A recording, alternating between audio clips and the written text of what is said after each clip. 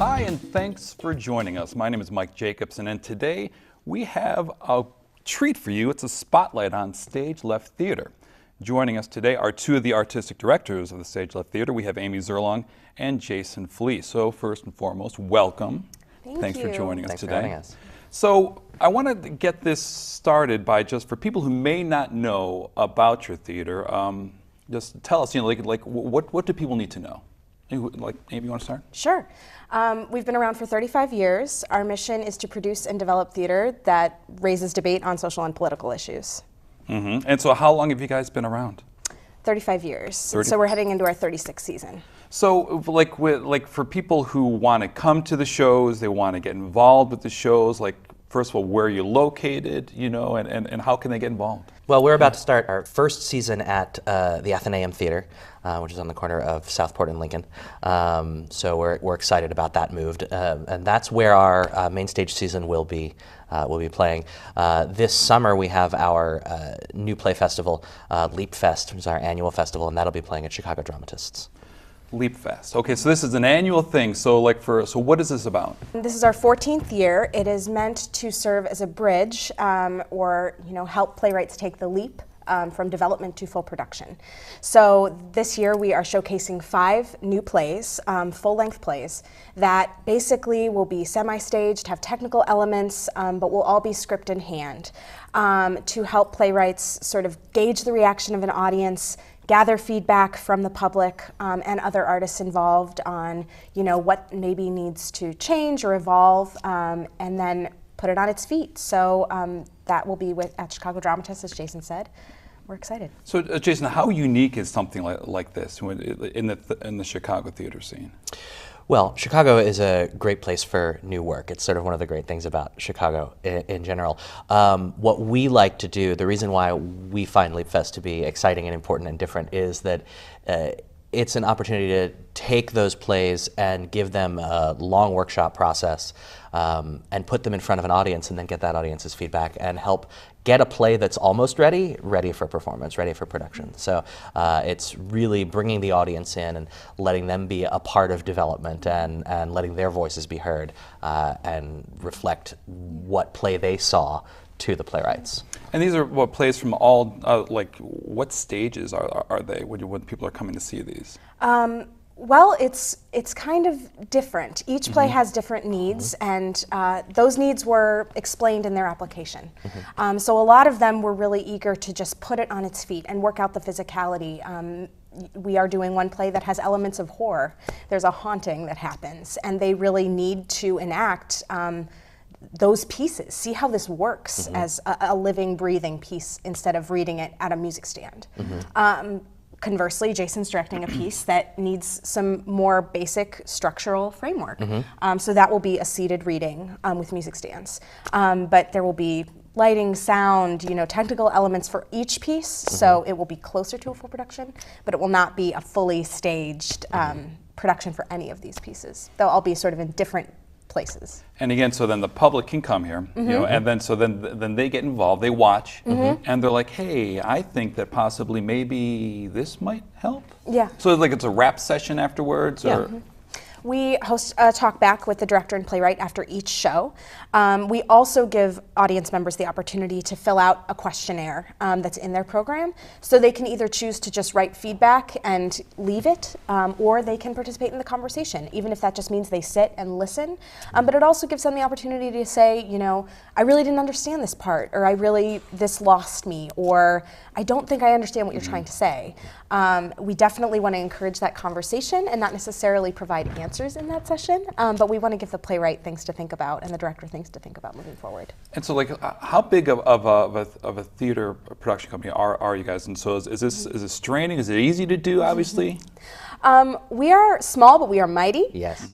Art's not easy to, I guess, quote Stephen Sondheim inadvertently, but we try to do our best, but we're really, I don't know if that answers your question, but we're excited to move forward. Any process is difficult. This one has a lot Leap Fest specifically has a lot more moving parts, I'd say, but every production has its own set of challenges and exciting opportunities. So along with this, with Leap Fest and what you guys are doing, describe, for the people, like what's the theater scene in Chicago today? Like, is it an exciting time? Everyone knows, what Chicago is, but like, how would you describe it? It's difficult to sort of summarize, but I would say Chicago's theater scene is incredibly eclectic. You can see big, you can see small, you can sit in a house of 20 people, you can sit in a house of 1,000 people. I mean, it's really broad and varied, but I would say that the talent pool is, almost even throughout that difference in scale. I would also say stylistically, from avant-garde to really traditional realism, you can find a theater that does that here in the city at varying, sizes and scopes.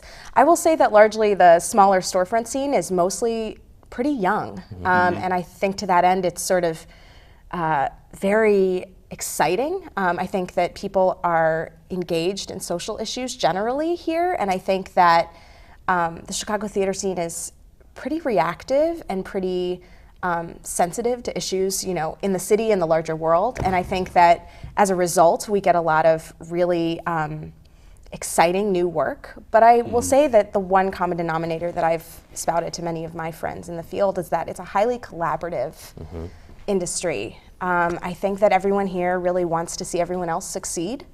And I felt like, everyone has an open door, for lack of a better term. Everyone sort of wants to help other companies do what they do and do it very well. I think we're all very proud of the art scene here, and so I really think that we take a lot of pride in the successes of each other, even if oftentimes we're, competing in run schedules and for ticket buyers and things like that. But I think overall what I have felt is that every artist is willing to talk and work together to sort of really make our art scene the most robust. It truly feels like a community here, which is something that I really like. Everyone's pulling for each other. Everyone's there are often times when people's productions will speak to each other, and it's a part. We try to be civically minded. We, the Chicago theater community, try to be civically minded and connect to what is happening in the community, what's happening in the world, and that's something that I think is unique to Chicago in a way that I really, really like. There's stuff that you could see here that you would never see anywhere else because it's about Chicago, it's about this world. And again, if you're just joining us today is Amy Szerlong and Jason Fleece of Stage Left Theater, and we're learning more about that. So we talked about the theater scene. What specifically then sets your theater apart from everyone else? I mean, I think our mission really sets us apart as being unique, inciting debate on social and political issues. We're really eager to have a conversation with our audiences about the work we present. And we also are eager to produce and develop work that's, reactive to the world today, but also presents work from a myriad of different perspectives. We want to engage from many different viewpoints and sort of get audience feedback on that and really get people talking to one another. I mean, I think like any artist, we are eager to inspire empathy through our work, and we feel that conversation and listening is one of those key pieces to being able to enact that. Jason? I tend to come from the point of view that all art is political, right? But the way that we try to set ourselves apart is by specifically being about the debate, is by what is the argument, what are the different viewpoints, and how can they speak to each other, and what questions can we ask? We try not to provide answers, we try to ask the questions, and that's, I think, what the important thing that sets us apart from other theaters is. And you bring up a good point. You mentioned political, because as we know, like Chicago, there's a lot of stuff happening, politically, socially. I mean, there's the violence issues, and also around the country, is this what you guys are trying to hit, these issues, when you're thinking about doing production, when you're thinking about doing some sort of play? Oh, absolutely. Absolutely. We definitely take into consideration, I mean, a lot of our interest in new work development has been born out of a desire to really, one, cultivate relationships with playwrights that are thinking critically about the issues in our social and political landscape, but also are writing about those issues and really trying to ask big questions artistically through their voices. And so that really incited that interest, but also hoping that through starting these partnerships, we can be more reactive a little bit to the current climate. New play development takes a very long time, and it's different for sort of each process. So the ability to react to an event that happens, in January, you likely won't see a reaction to that for a while artistically, which is probably good to some extent, but at the same time, maybe we want to have a conversation about that. Right. So that really is where that origin comes from there. But obviously, as we look to plan seasons, we definitely think about what's going on in the world today, but obviously look to a breadth of issues because I don't know if you feel this way from season selection, but some issues just keep bubbling. Since they're not problems that have been solved over the course of time, and we're not necessarily, in a position to solve them, unfortunately, but, the themes keep bubbling up and keep appearing. So while, we do try to be reactive to the current climate, there are long-seated issues that we do continually try to address in our work also. Right. So Jason, is it about just extending the conversation when you're talking about these issues, whether it's violence, whether it's, it's human rights, is that what it boils down to? Not just extending the conversation, but also asking new questions, hopefully asking questions that haven't been asked. We want to challenge our audience's beliefs. It's really easy to get to use the cliche to be trapped in your own bubble, and so it's something we try to do is to lead people out of that bubble and see different perspectives and see the gray areas a lot. And so that's where that fingerprint is. That's what you hope is you're leaving that fingerprint, on these people's, on their minds and on their conversations. So that even when they're walking out of one of your productions, they're like, right? Yes, and so they can try to have that same conversation at home with friends, and then I guess that's that full circle, right? Of the theater, they're going to come back, right? Yeah, hopefully, yes. So now let's talk about your upcoming. You have your 36th season. So so what can we expect as an audience? Great. We really thought about, for thinking about this season, that this asks three questions. Where are we going? Where have we been? And where are we now? And each production sort of reflects that question. As we've had sort of a shift in our social and political climate as a country. So the first play really speaks to that directly. Where are we going? It's a Chicago premiere called Building the Wall by Robert Schenken.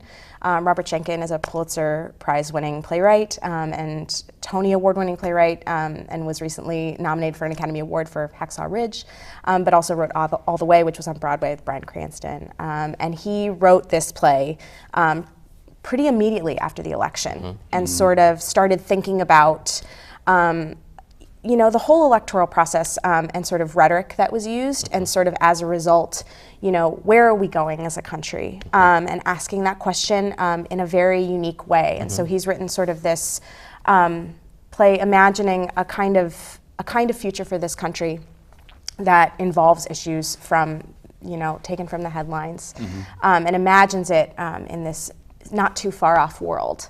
And it's definitely an incendiary play. It's had a rolling world premiere across the United States and recently opened off Broadway to varying critical responses. And so we are definitely interested to have conversations following this piece, and that's what's gonna kick us off. But it's definitely a play for right now.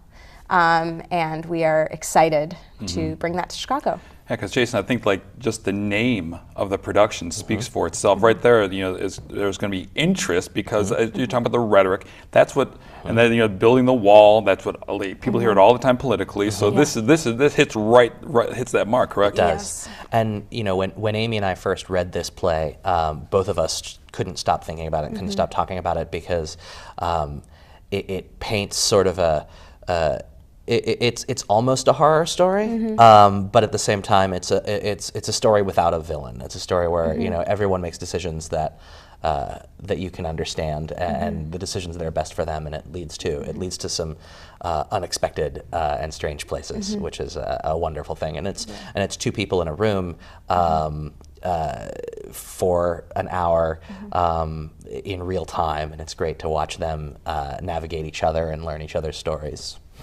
And so this production, it's going to go from September 21st I think that's right. Yeah. September 21st to mid-October, yes, and I'll be directing that. Wonderful. So it's a question because this is interesting because in a way, you and the people involved, you're kind of sticking your neck out. You know, because this is, you know, people always say, you know, especially in a family gathering, don't talk politics. Right. You know, because, you know, religion and politics. But like this type of thing, like it's kind of like sticking your neck out. Does it get uncomfortable? Absolutely. I hope so. I mean, I think that one thing that resonated specifically about this play is that it's definitely an exercise in listening. It's two people, as Jason said, really trying to listen to one another's stories and find understanding. And so while the title of the play and the themes of the play are incendiary and challenging and definitely incite deep conversation, we hope that people understand that we're trying to find center, that we're trying to find understanding with one another. And I think that it's definitely always a challenge. Definitely this is a bold statement, as will probably be construed, but we felt that for Chicago, there was no other theater that should be doing this work, that this is a very political play, and that we absolutely wanted to be the people that brought it to the fore. And Jason, you said you want people to sort of feel uncomfortable and feel challenged. Well, sure.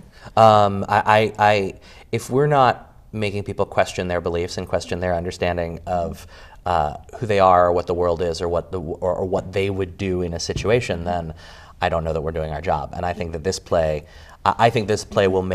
will make the audience uncomfortable in a great way. I'm always happiest when I'm shaken by a piece of theater, when I'm shaken by a piece of art. You know, which isn't to say that it always has to be that way, but I particularly love it when something makes me rethink my own positions, and that's what we're trying to do. And I hope that that's what Building the Wall does. And so this is then your next production is going to be over the winter, and it's Insurrection Holding History. Yes. Right. So can we talk something about that too? Yes, we're very excited about this. Another Chicago premiere by Robert O'Hara, who recently hit one of his plays, Booty Candy, was seen elsewhere in Chicago just recently. And it'll be directed by Wardell Clark. We're really excited about this piece. It's a challenging one to describe, but it's very exciting. So do you want to summarize it? Sure. It is a time travel story about sexuality in the African American community, and also about the Nat Turner slave rebellion. And also it's a really screwball comedy. Yes. I think that's the best way to describe it. Critics have said that it's The Wizard of Oz meets Roots, and it is definitely a story about, you know, personal identity amidst grappling with one's history, you know, as we move forward in time. And it's extremely funny, but also extremely discomforting. Yes. There are shocking moments in this play. You're laughing one minute and then you're not. As is sort of Robert O'Hara's hallmark. Yeah. He definitely tells very personal stories that he puts on stage and tells them from a very personal point of view, but speaks to much greater truths. And Wardell is an amazing leader, and we are so excited about this play. So you're talking about that's like a roller coaster of emotions. So being as the artistic directors, you know, like how. I mean, because that's how do you get that, you know, and like what are you telling, you know, the actors, and you know, and like how do you try to get that response, or how do you try to, you know, talk, you know, just I don't know how to say it, but how do you get that out there? Well, I think I don't think that we necessarily have the answer to that. I'll say that from auditions, and we have a tremendous cast, it was very clear that people really understood the style and the language, and those people really broke it open. And Wardell has said that it's very much in the style of In Living Color, and that very much lives and breathes through the script. And so, if anything, it's not necessarily us getting them there. I mean, obviously Wardell will shape and drive that piece, but I think the actors really drove that and found it themselves, and it became very clear very quickly. A lot of our job is to find the right team, is to find the team that understands the material and understands the story, and and then we can trust and facilitate and help them make it happen. And and I think Insurrection is going to be a really great example of that. And then so moving forward, then you get the spring show, 2018, the luckiest people. That's going to go up in May of next year. So we talk about that. Yeah. Sure. Well, I'll be directing that, and it is it's a rolling world premiere. So we're excited to be bringing this to life. It's the story of a Jewish family and what happens when the matriarch of the family passes away. And it's very much about sort of what is the modern family. The protagonist is dealing with his mother's passing and with his father's flagging health and with his reticence to adopt a baby with his partner, and he and his sister bond over their sort of marital problems and marital challenges and concerns. It's very much a character piece. It's very much how do these four members of this family navigate the world that they're in right now. It's also going to be sort of a nice palate cleanser. We've got two really intense plays, and then this will be much more introspective and hopefully uplifting. Yeah. Yeah. And again, hopefully ask the questions, where we're going. As he mentioned, it's these characters, trying to move forward after a crisis, a shift in their world, and how do they move ahead. So you talked about these three great productions that we're going to see in the future. What is the process of saying yes this, maybe not this, or and not this, but yes this? What's the process? Like for you guys to say these are the shows we're going to do. Yeah. Oh well. There's a lot of arguing. Yes, a lot of arguing. It's a multi-step process.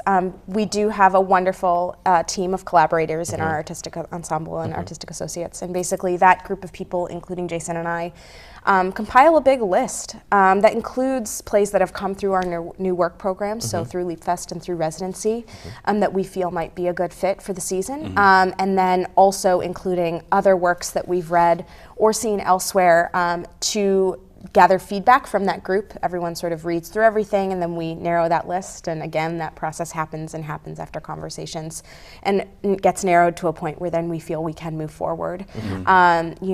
We definitely this year started with a slate of plays, and then the election happened and felt that we really needed to recalibrate. So definitely things are live and can evolve with continued conversation, and so that's sort of the big sweeping generalization on how the process works, but it's a lot of discussion. It's a lot of asking, to the point of our mission, what's the debate in this piece? What questions does it ask? What are you left feeling? What do you take away? And oftentimes that really does become the dividing factor. That becomes, the game changer of, I really like this play, but I don't know what questions it asks. Right. And these plays specifically incited pretty strong responses from our ensemble. And so we felt pretty excited to move forward with them. I was glib a moment ago and I said there's a lot of arguing, but that's serious too. The plays that resonate the most with us, the plays that we tend to want to program, are the ones that cause us to argue within the ensemble and within the company. When we sit down to discuss a play and it becomes a debate in the room, then we know that it's likely to be a debate in the world and in the community as well. So once again, if you're just joining us, we have Amy Szerlong and Jason Fleece, who are artistic directors with Stage Left Theater, as we have just a few minutes left in the show. But I want to get, you talked about the residency program. I want to get into that, for people who may be interested, or how can they get involved? Yeah, absolutely. So we have two prongs of our new play development program. So we've spoken about Leap Fest, but our residency program is for early stage work. So currently we're reading applications for the coming season, and basically playwrights and artists can apply with an application and a writing sample of just an idea of something that they want to write. These are 4-month workshop processes that they sort of get to craft and design, and we supply support for however they need. And we do one fall residency and one spring residency, but also they can apply with a full script of an idea that they've enacted and written and think that meets our mission. But again, it comes down to that mission of what what debate does it incite? What issues does it address? But hopefully, again, building those partnerships with artists interested in that kind of work. Right. And you see the talent. I mean, when you're looking at these residency Yes, programs. absolutely. It's easy to tell when someone has an exciting idea to chew on and has the means to make it real, and that's what we look for the most. And sometimes that's a full script, and sometimes that's an outline and an idea of what the process will be. But yes, it is often palpable when we read these applications. So how does the public then get involved? How can they learn more? Yes, well, people can visit our website at Stage Left Theater, that's theater with an RE.com. And there's information about tickets and all of our programming there. Right, and so they can find out about the residency program. They can find out about the Leap Fest, all the productions that happen through the year, and the calendars, right? Yep, everything's there. Yeah. So I like to, as we wrap up, I like to ask this question: what's the most important thing that you want people to realize about Stage Left Theater? As we wrap up here. Oh, that's a hard question. It's a really hard question. I think. Oh, I don't know. Do you have a good answer to that? Right, I'm still thinking. I need. We need people to. We need the audience. That's the most important part. Often we find in this field that there can be a little bit of a vacuum. There can be a little bit of of artists interacting with artists and artists doing work that appeals to artists. And something that's important to us is to move outside of that community. So we need people to come in and push us and hopefully help us push them and ask questions and get riled up. Exactly. Yes.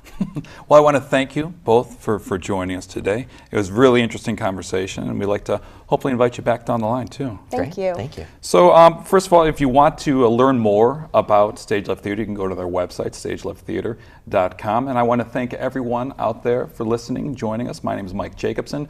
Until next time, goodbye.